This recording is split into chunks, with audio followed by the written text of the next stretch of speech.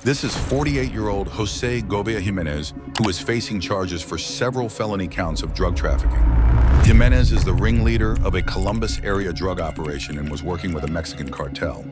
During the investigation, Columbus police seized about 55 pounds of heroin with an estimated street value of $2.5 million.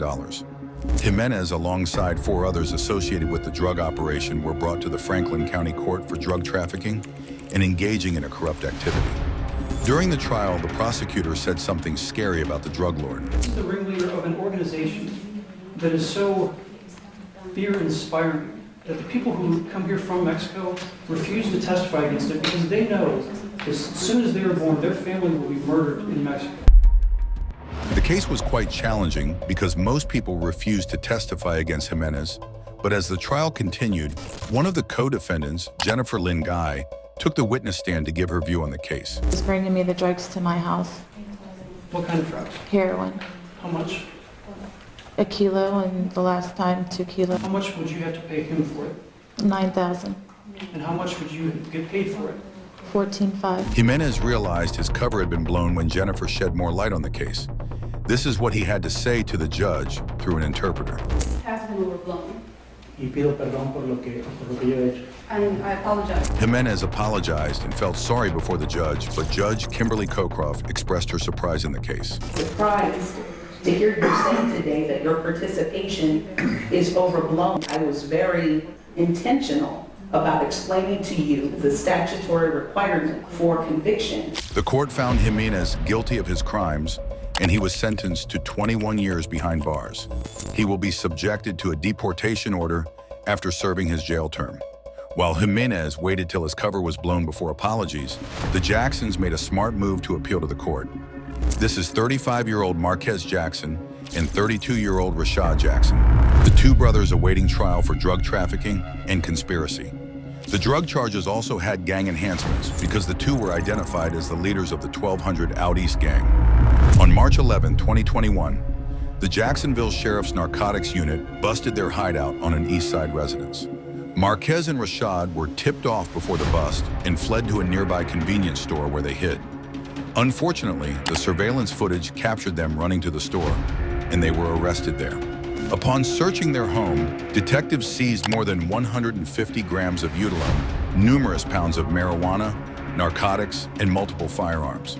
Marquez and Rashad Jackson were brought before the jurors for trial.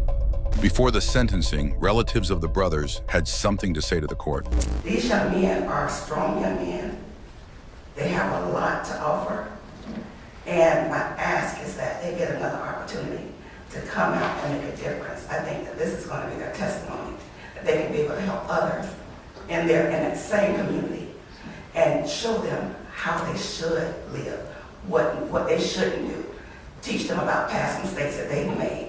It's such there's so many things that they can do with their lives to help the next generation to change this world and just make it even better than what they found it. My plea is that they get an opportunity to do that. I see it in them, I know they have it in them. Today, Your Honor, I can only ask for leniency in your sentencing of Rashad that would allow him another opportunity to show that he can be a better man, father, son, and all-around individual. I ask that you consider the way I feel about him, the words that I have spoken about him, the person that he is, and the person that he has the potential to be. I often think about the things I could have done different as a parent. I know my sons could have had a better outcome in life. And he's a family man? He is. And do you feel he's a good father? He's a great father. Your Honor, I pray and ask the true merciful. I pray that there's some resources to help them grow. The relatives of Rashad and Marquez Jackson testified before the judge, hoping to persuade the judge to hand down a lighter sentence. At one point, the brothers also addressed the judge and had a request. I don't know what kind of sentence you will hand out today, but I would ask that you be lenient towards me. I have a beautiful family, which includes 4 kids and a stepchild. I am not a bad person. I'm not a monster. I'm not a gang member. Just a human being who made mistakes. I am not labeled as a menace, an animal, or a gang member, or in my community or anywhere else. And I just want to say I'm sorry to my family once again. for putting me through the situation and letting them down. Marquez and Rashad gave the judge reasons why they deserve a second chance. But the assistant state attorney, Lauren Anderson, stated reasons why the judge should ignore their persuasion. They had the opportunity to better their lives after serving 3 years in the Florida State Prison, and they came back out and continued doing the same pattern of criminal activity that they had been arrested so many times before for. They even moved out of their community. But instead of staying out of their community and getting jobs, the court has heard nothing from any of these witnesses about legal jobs that they had. They provided for their families financially, but how are they doing that? By selling drugs. After arguments in the courtroom, the two brothers stood before the judge to get their punishment.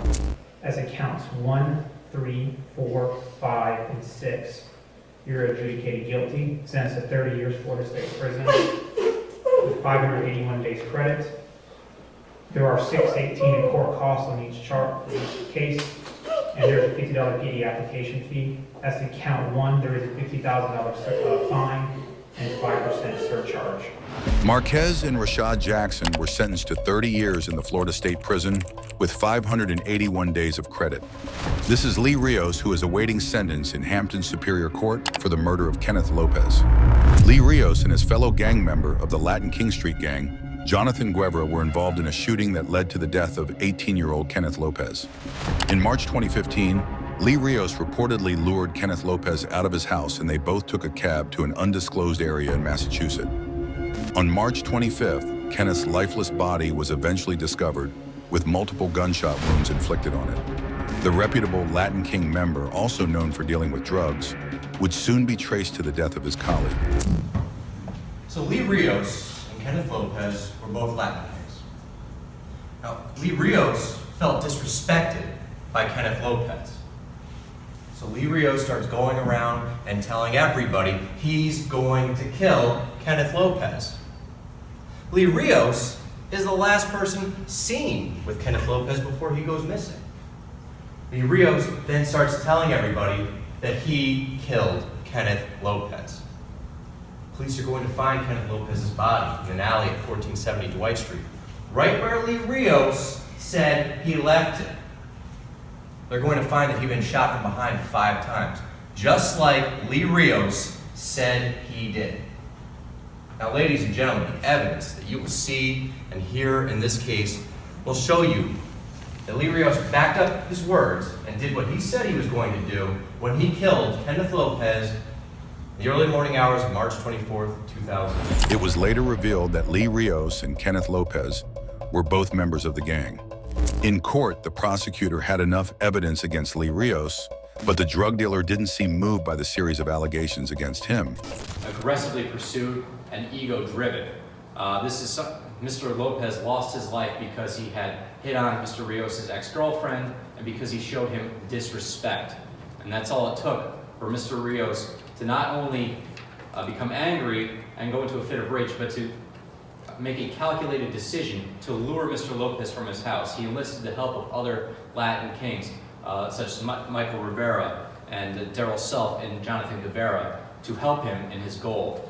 And during this case, Your Honor, as you heard, there were multiple occasions for Mr. Rios to reconsider his actions, to change his mind, and pursue other options. And each time he refused to do that. And as you heard, he told everybody about this. He was excited to do this. He wanted everyone to know that he was not going to let Mr. Lopez make him look bad. And after he did it, he boasted about it. He didn't care who knew. He told everyone, going into detail multiple times, to explain exactly how he did what he said he would do. Rios' reactions in court were attestations to his brag after shooting his 18-year-old colleague 5 times. But would there be a change in reaction after the judge handed down his sentence? As to count 1, jury having convicted you of murder in the first degree, sir, I'm sentencing you to MCIC injunction for the term of your life without the possibility of parole. As to count 2, I understand the count will be following the liquor secret, is that correct? That's correct, Your Honor. Okay, that is to be filed forthwith. As to count 3, illegal possession of a firearm, and count 4, illegal possession of a firearm. I sentence you, sir, to 4 to 5 years MCIC injunction to run concurrent with count 1, as well as with each other. count 5, count 6, and count 5 and 6, unlawful possession of a firearm without an FID card. I sentence you to 2 years to the House of Correction, that being the maximum sentence. Lee Rios was found guilty of the charges against him and was sentenced to life in prison without the possibility of parole with an additional 15 years on the gun charges. It's shocking Lee Rios had no emotion on his face after hearing his sentence, but it's nothing compared to the bright expression on Gould Thomas's face in court. This is George Gould Thomas, who is awaiting trials for 7 counts of murder, 3 counts of theft, 10 counts of illegally possessing ammunition, and several other charges. Gould's reactions in court do not match the expectation from someone with this number of charges. Hallo? Hallo? Te laat. Wel, jullie daar de nummer, want ik wil een volgende. Je nog die was wel, ja. Je hebt dat hij echt wel zeker George Gould Thomas is the leader of one of the most terrifying gangs in Cape Town known as the 28. Gould had committed several murders with his gang members, especially during a fight with their rival gang, Clever Kids. The 28 gang attempted to assassinate one of the Clever Kids gangsters, Curtis Esterhuizen, about 6 times within 2 years. However, this attempt led to the murder of 7 other people before Curtis was eventually murdered in 2010. Following the death of the 7 victims, Gould and 18 other members of the 28 gang were apprehended and charged with 166 counts. Gould alone was facing about 55 charges, and even while he was behind bars, he gave orders for the murder of several witnesses. During the trial, Gould and his attorney tried to prove that he was innocent. Contrary to this claim, the law enforcement agency had a comment about the gang leader in court. In some instances, it is some of our officials.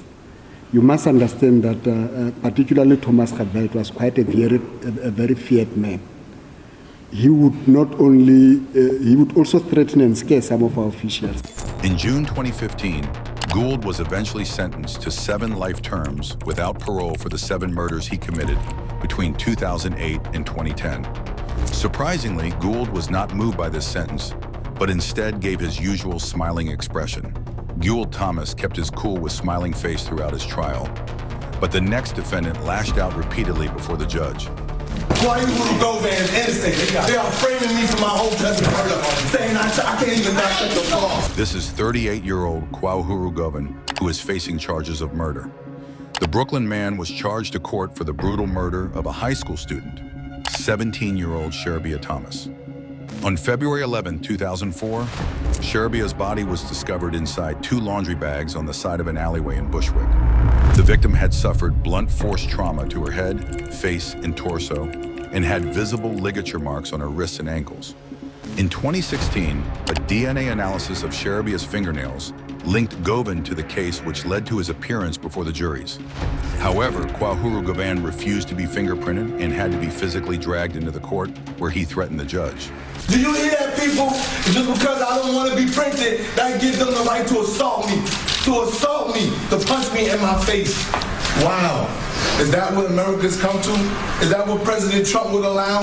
I don't think you'll be sitting on that bench very long, Your Honor. I want to thank the detectives, the agency, the whole cold case unit for just staying by my family. It's a long time in the coming, and that we feel very confident about the evidence in this case. This particular perpetrator has been all over the country.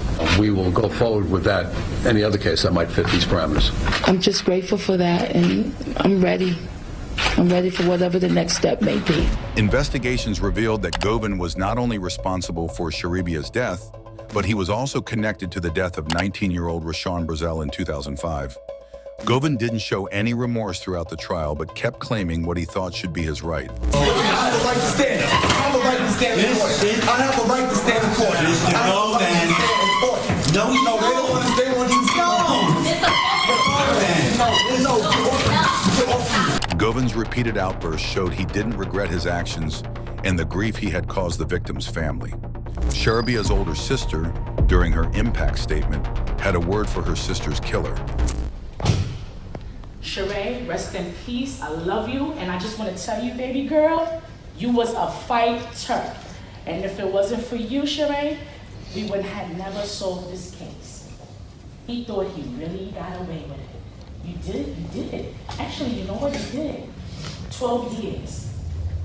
12 years. But you know what? Your time is up. Time to suffer the consequences and deal with the crime you did to my sister and the life you've taken away from my family and me. Thank you so much, that's it. Kwahuru Govan was found guilty of his crimes and was convicted of second-degree murder after the jury trial. He was sentenced to 25 years to life in prison. This is Al Sharif Metz, a gang leader who is awaiting trials for murder and possession of weapons.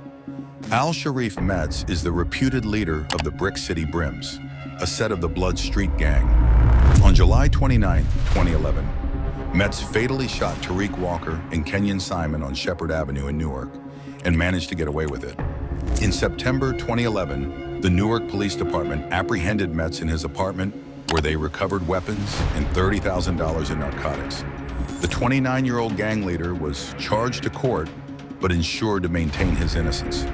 Metz and his attorney were able to delay his sentencing for a while till the families of the victims started giving up on justice in the city. When I went up there, he's breathing so hard. I told him if you don't do something, he's going to cardiac arrest. Went back there. They asked me that I want to put him on life support. No, I didn't want child living on life support. I didn't want them to perform no more CPR. If it was time for God to take him on. Don't put him on anything. And I thank God for taking him to a better life than the life that they live here in New Jersey. The crime and stuff up here is sad. In South Carolina, the way they kill people up here, death penalty there. They don't punish them enough here. They do crimes here, they pat them on the hand, they back on the street doing the same thing over. There's no system here for what they do. It's ridiculous the way they're killing people up here. The killing is all over. Drugs is in South Carolina too. I live in the deep country, on 89 acres of deep country. We have crime there, but they nick their stuff in the butt there. There's gang. Everything they have here, they have in South Carolina, but they put a cap on it. It don't run like this. That's why I moved my kids to South Carolina when they were young. They choose to come up here to this city. And there's no justice in this city. Anytime somebody kills somebody, they only get 15 years, but they can go to get drug charges and do 25 and 30 years. It's stupid. It's not right. And it's going to keep going on because nothing's being done. Half of these cops right with them doing the same thing they doing. That's why they slap on the wrist and do what they do. They go to jail, they come right back out on the street. Despite the impact statement of Kenyon Simon's mother, Metz showed no sign of remorse in court. The Superior Court judge